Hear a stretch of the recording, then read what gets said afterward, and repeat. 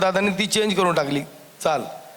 नवीन पोपट पण म्हणजे मुकाबला ज्यावेळेला होता मुरबाडला मिलिंदचा, तर मिलिंदने ते गाणं पहिल्यांदा तिथं गायलं की आवड मला ज्याची मी त्यालाच आणलं, तुझ्या ग बोलण्याला आता मी मानलं, शेजारची ही म्हातारी मैना.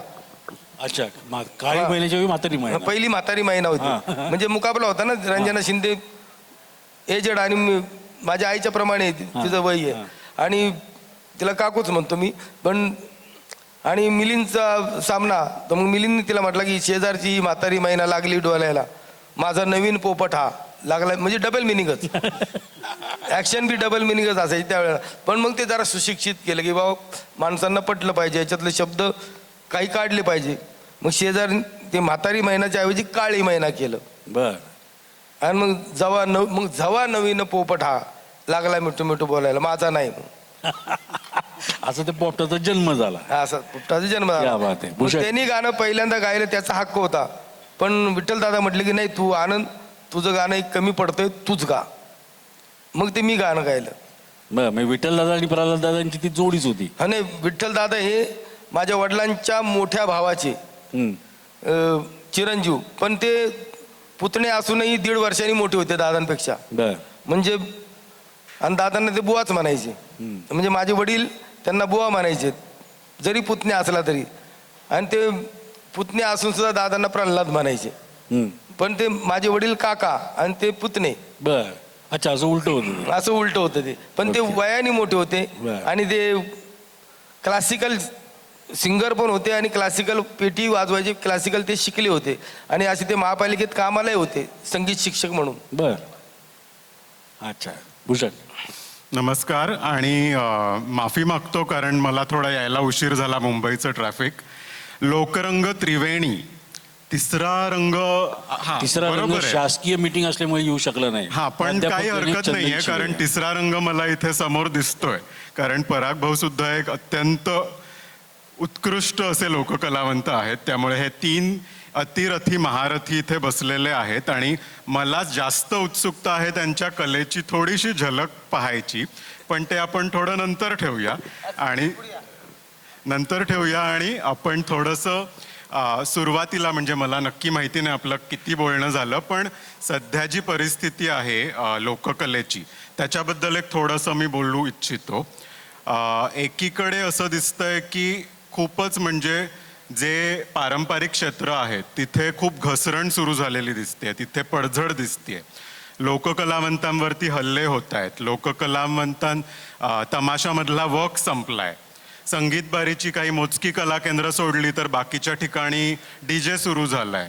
आणि गुन्हेगारी वाढली आहे. आरोग्य, शिक्षण अशा ज्या बेसिक सुविधा आहेत त्या आज म्हणजे खरं तर प्रत्येकाला त्या मिळाल्या पाहिजेत, पण महाराष्ट्राचा लोककलावंत सुद्धा काही अंशी वंचित आहे. आणि एका बाजूला ही असं निराशाजनक चित्र असतानाच दुसऱ्याच बाजूला खूपच आशादायक चित्र आहे. म्हणजे लोककलांचा उदो होतोय किंवा फोक आख्यांसारखे कार्यक्रम अत्यंत गर्दीत आणि भरपूर मानधन घेऊन सुरू आहेत. नवीन वेगळ्या म्हणजे बाहेरच्या समाजातली मुलं मुली ही कला शिकायला पुढे येत आहेत आणि ती शिकून काहीतरी चाललंय. विठाबाई नारायणगावकर यांच्या आयुष्यावर एक सिनेमा येऊ घातलाय आणि त्याचे दिग्दर्शक आहेत छावाचे दिग्दर्शक म्हणजे लक्ष्मण उत्तेकर. आणि त्याचे जे लेखक आहेत त्यांनी बाबासाहेबांवर एक अत्यंत सुंदर नाटक लिहिलंय. त्यामुळे त्या सिनेमाकडूनही खूप अपेक्षा आहेत की त्या सिनेमामुळे कदाचित म्हणजे नटरंगमुळे जे काही महाराष्ट्रभर झालं ते देशभर, कारण तो हिंदीत आहे. आणि सगळ्यात महत्त्वाची आणि सगळ्यात आपल्यासाठी इथे मौजूद असलेल्या सगळ्यांसाठी अत्यंत अभिमानाची गोष्ट म्हणजे पद्मश्री सारखा पुरस्कार तो आपल्या लोककलेला आणि आपल्या रघुवीर दादांना मिळालेला आहे. ही खूपच माझ्या मते म्हणजे 1954 पासून हे पुरस्कार सुरू झाले आणि साधारणपणे 5000हून जास्त पुरस्कर्ते आज आहेत. त्यातले 500हून जास्त महाराष्ट्राने दिलेत. म्हणजे ही पण एक अभिमानाची गोष्ट आहे. पण त्या 500मध्ये बरीच क्षेत्र आहेत, कला क्षेत्र, आणि त्यातही लोककला. म्हणजे ही खूपच मोठी गोष्ट आहे.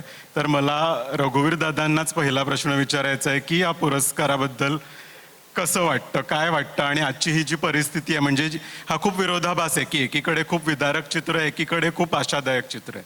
तर याबद्दल तुम्हाला काय वाटतं? खरं तर म्हणजे जेव्हापासून आपला देश स्वतंत्र झाला तेव्हापासून लोककलेला एकही दिल्लीचा पुरस्कार मिळालेला नाही. आणि तो पुरस्कार या पद्मश्रीच्या रूपाने मला मिळाला असं मी म्हणत नाही, माझ्या लोककलेला मिळालेला आहे. याच्यात काम करणाऱ्या सर्व कलावंतांना, सर्व बॅकस्टेजवाल्यांना आणि त्या रसिकांना, लोककलेच्या रसिकांना तो मिळालेला आहे असं माझं मत आहे.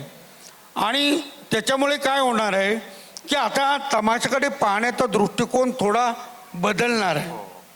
लोक तमाशाला स्वीकारत नव्हते, ते आता स्वीकारणार आहेत.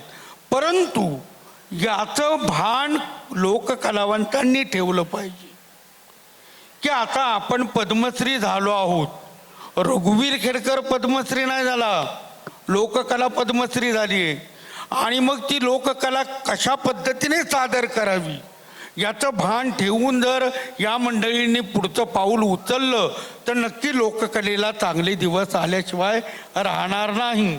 पण याचं भान ठेवलं नाही आणि आता आम्ही पद्मश्री झालो आहोत हा जर गर्व धरला तर लोककला लवकरच नामशेष होईल. हे तितकंच खरं आहे. अगदी अगदी खरं बोललात रघुवीर दादा. आणि ह्याचं म्हणजे आता इथे जे कोणी लोककलावंत आणि लोककलावंतच का, आपण सगळ्यांनीच हे भान ठेवलं पाहिजे. कारण ह्या पुरस्काराच्या निमित्ताने जबाबदारीही तेवढी वाढली आहे, मानही झालाय पण जबाबदारीही आली आहे. मी यायच्या आधी खूपच इंटरेस्टिंग मुद्दा सुरू होता. तर मलाही तसंच वाटतं की आपली जी ही लोककला आहे महाराष्ट्राच्या मातीतली म्हणा संपूर्ण भारतभरातली, ह्यात अगदी ही मोकळी ढाकळी, शृंगार आणि हास्य हे रस पुरेपूर ठासून भरलेले त्यात असतात. आणि त्यात कुठली बंधनं अशी नसतात, त्यामध्ये काही कसली चौकट नसते. एक कलाकाराने स्वतः घातलेली चौकट नक्कीच असते, पण इन जनरल अशी जसं शास्त्रीय नृत्य बांधलं जातं तसं काही लावणी नाही, तमाशा नाही किंवा कुठलीच आपली लोककला नाही आहे. आणि आनंद शिंदेंची गाणी म्हणजे त्याच्याबद्दल काय बोलायचं. म्हणजे त्यांनी जितकी भीमगीतं लोकप्रिय केली आहेत तितकीच ही लोकगीतं अगदी भन्नाट आहेत. आणि त्यांची खास वडिलांपासून चालत आलेली आणि त्यांचे चिरंजीवही आता दोघंही चालवत आहेत ही परंपरा आहे. तर मला असं वाटतं की ही लोककला अशीच असली पाहिजे, मुक्त आणि ती अगदी खळाळणारी आणि त्याला कुठल्याही बंधनात नसलेली अशीच ती असली पाहिजे. कारण हा काय वरणभात नाही आहे, ही चांगली झणझणीत मटण करी आहे आणि तर्री ती दिसलीच पाहिजे. तर हे मला वाटतं. पण आणि बऱ्याच म्हणजे बहुसंख्यांना हेच वाटतं. पण काही लोक असे बसलेले आहेत वरती की जे हे म्हणजे अश्लील, ते म्हणजे हे असं नको, हा शब्द नको, तो शब्द नको. तर हे श्लील अश्लील ह्याच्याकडे तुम्ही दोघंही म्हणजे आपण सुरुवात आनंद सरांपासून करूया, कसं बघता आणि त्याला तुम्ही काय म्हणजे काय मानता, कसं हे अश्लील हे नसतंच. दादा कोंडकेंनी प्रत्येक वेळेला सेन्सॉरशी ते भांडलेले आहेत आणि त्यांनी त्यांची कल्पना दाखवलेली आहे चित्रपटात सुद्धा. त्याचप्रमाणे माझ्या गाण्यामध्येच सिंगल असतं माझं गाणं, डबल मिनिंग नसतं.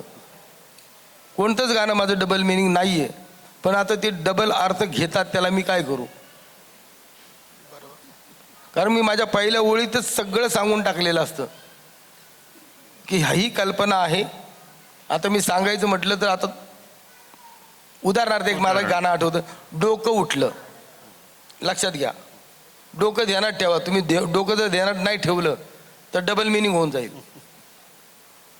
डोकं उठलं म्हणून म्हटलं निवांत लोळायचं, असं मजेत लावून तेल तुझ्या हातानंच वाळायचं. डोकं लक्षात ठेवा. बरोबर आहे. त्यातला भाव महत्वाचा.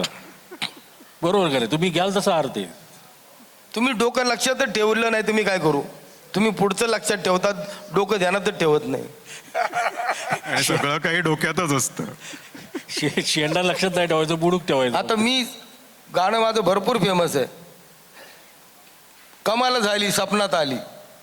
17 वेळा सांगतोय विचार बोलून की सपनात आली. शेवटी सुद्धा सांगतो पण माणसं लक्षात ठेवत नाही. कमाल झाली सपनात आली, राणी मुखर्जी नटी. राणी मुखर्जी अशा समोर भेटेल का मला किंवा कोणालाही जे स्वप्न पाहतात. आणि प्रत्येकजण स्वप्न पाहतो आपल्याला नटी भेटली पाहिजे, पण ते स्वप्न सोडून देतात. स्वप्न लक्षात ठेवा मात्र. कमाल झाली, स्वप्नात आली राणी मुखर्जी नटी, त्या नटीनं मारली मिठी मला, त्या नटीनं मारली मिठी. तुम्ही मिठी ध्यानात ठेवता, मी काय करू? हा हजरजबाबी पण आहे लोककलावंतांचं खरं वैशिष्ट्य असतं. म्हणजे तिथे भले भले आम्ही असे विचार करून काहीतरी निबंध माझी वगैरे लिहू. इतके डबल मिनिंग गाणी हाईच नाहीत. मला एकदा क्रांती रेडकर म्हटली तुमचं बालगीत आहे का? म्हटलं आहे ना बालगीत. ऐकवा. शेजारीन बाई तुमचा टीव्ही. तुम्ही टीव्ही ध्यानात ठेवा, तुम्ही पुढचं ध्यानात ठेवू नका. बाय द वे हे गाणं माझ्या अमराठी मित्रांमध्ये सुद्धा अत्यंत लोकप्रिय आहे. सुपरहिट आहे हे गाणं. सगळेच ऐकतात, लेडीज पण ऐकतात, नवरा बाहेर गेल्यावर बाया सुद्धा ऐकतात. सगळ्यांना माझी गाणी आवडतात. त्यांना माहिती आहे सिंगल आहे, आपल्याला मजा येते. बा झालं, कामं लवकर होतात ना गाणं लावल्यानंतर. असं असं दादांच्या चित्रपटाच्या बाबतीत व्हायचं बरं का. लोकांनी नाक मोडायचे, पण तीच लोक बायकोच्या नकळत दादांचे पिक्चर जाऊन बघायचे. तसं आता यांनी सांगितलं तसं. आणि बायकाही नवऱ्यांच्या नकळत. हा. आणि आजकाल तर सोबतही बघतात हो, आणि ते चांगलंच आहे. हो, आनंदात एक थोडंसं विषयांतर आपण करूया. आता नुकतंच अखिल भारतीय मराठी चित्रपट महामंडळाची निवडणूक झाली. त्याच्यामध्ये आनंददादांची गायक या क्षेत्रातून बिनविरोध निवड झाली.